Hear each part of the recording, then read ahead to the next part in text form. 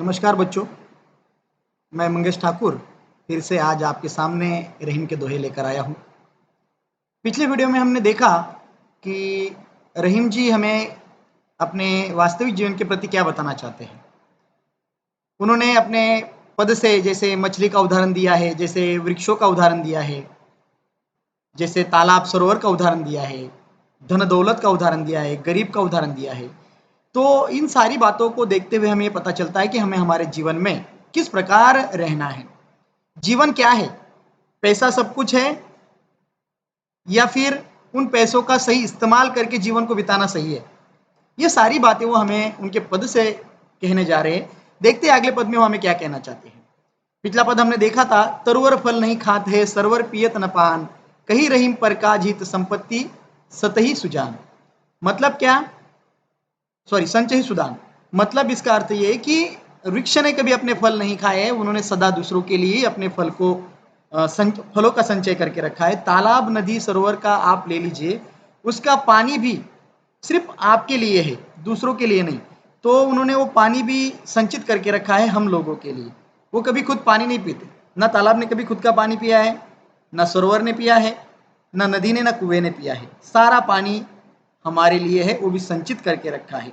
इसलिए रहीम जी कह रहे हैं हमें कि आपको अपने जीवन में किस प्रकार रहना है ना। संचय कर रहे हो, लेकिन उस धन का सही इस्तेमाल करना भी बहुत जरूरी है। आइए देखते हैं अगले दोहे में क्या कहते हैं।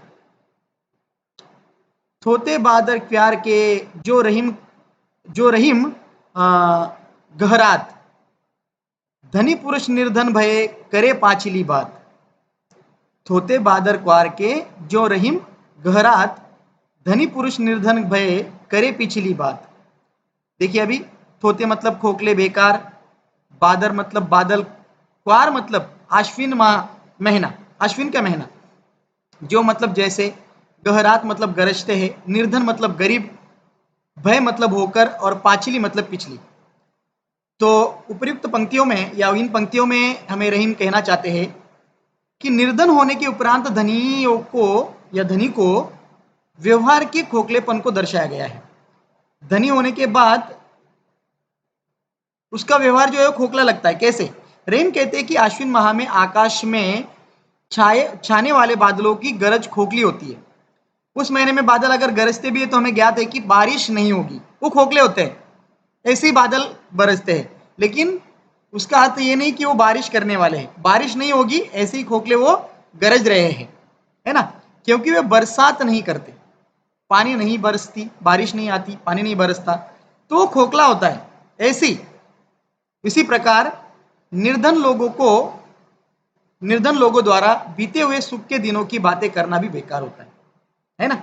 निर्धन लोगों द्वारा बीते हुए सुख के दिनों की बातें करना, ऐसे दिन मेरे थे, ऐसे दिन मेरे थे, वो बीत गए, वो बेकार है, उनके बारे में कुछ बोलकर फायदा नहीं है, क्योंकि आज के समय में उनकी कोई उपयोगिता नहीं होती।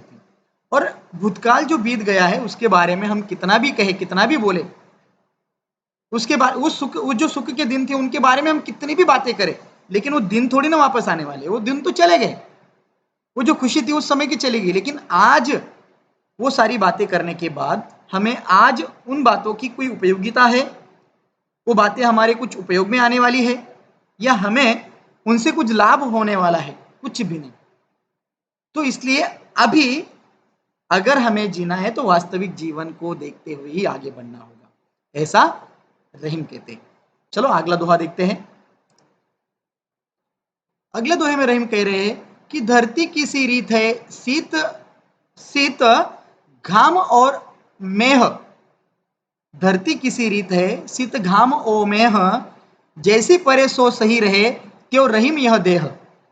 देखिए अभी, रीत मतलब ढंग, तरीका, नियम, शीत मतलब शीत, ठंड, ठंडा, घाम मतलब धूप, ओ मतलब और, मेह मतलब बादल, सही मतलब सहना, क्यों मतलब वैसे, और देह मतलब शरीर। इनमें रहीम मनुष्य को पृथ्वी के समान सहनशील बनने के लिए प्रेरित कर रहे हैं। और हमें कैसा रहना है? तो धरती के जैसा रहना है। रहीम कहते हैं कि धरती का नियम है कि वह सर्दी, गर्मी, बरसात, तूफान आए, चाहे भूकंप आए, कुछ भी हो जाए, हर प्रकार के मौसम को समान भाव से झेल लेती है। हर तरह की परेशानी, हर तरह का संकट वो समान भाव से झेलती है, उसमें सहनशीलता है। तो उस सहनशीलता को आपको अपनाना है। धरती के समान आपको खुद को भी रहना है। हमारे शरीर में भी वैसे ही क्षमता होनी चाहिए कि हम जीवन में हर परिवर्तन को सहज रूप से स्वीकार कर सकें। परिवर्तन आता है, जैसे कि आज का देख लीजिए, इस कोरोना महामारी के चलते हुए आज हम घरों में कैद है, बाहर निकल नहीं सकते। बाहर निकले भी तो बहुत सारे पाबंदियां लगा दी गई है ना। चेहरे पर मास्क लगाना ही है, सैनिटाइजर से हाथ साफ करने ही है, स्वच्छ करने हैं, या फिर डेटॉल से धोने हैं, या किसी ना किसी साबुन से उसे धोना है। लेकिन आम जनजीवन जब था तब हम ये बातें नहीं करते थे, ये कार्य नहीं करते थे। लेकिन अब ये कार्य करना पड़ रहा है, क्योंकि ये परिवर्तन है। और इसी प्रकार का परिवर्तन जब होता है हमारे इस प्रकृति में, धरती पर, तो सारा परिवर्तन जो हो रहा है उसकी मार धरती झेलती है और झेलती रहती है। लेकिन हम देखते हैं कि जब ये धरती हमारे लिए ये सारे कष्ट सहती है, तो हमें भी हमारे शरीर को वैसा ही बनाना चाहिए। जब ऐसा कोई परिवर्तन होता है, जब कोई ऐसा संकट आता है, तब हमें सहनशीलता के साथ काम लेना चाहिए। तो रहीम जी हमें इन सारे दोहों से यही कहना चाहते हैं कि हमें हमारे जीवन में विनयशील, सहनशील, मर्यादाओं में रहना चाहिए, और हमारी क्षमताओं को जानने के बाद हमारा जो कार्य है वो करना चाहिए। इस प्रकार बच्चों, आपको भी ये रहीम के पद समझ में आए होंगे, ऐसे मैं आशा करता हूं, और आप भी अपने जीवन में वास्तविकता को अपनाएंगे और अपना जीवन यापन करेंगे। धन्यवाद।